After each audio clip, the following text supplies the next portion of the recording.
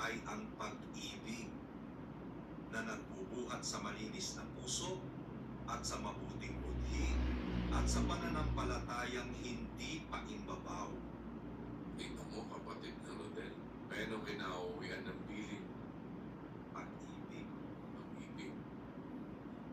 E di, yan na, nakamarka sa'yo ngayon yan. Ano ang utos?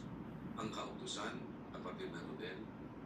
Ang utos po ay tanglaw, ang kautusan ay liwanag. Yan.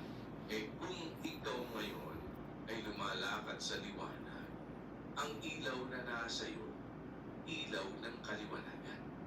Amen. Pero kung masama ang mata mo, ang ilaw na sumasayo, kadiliman. Eh ano ba ngayon, kapatid na Rodel?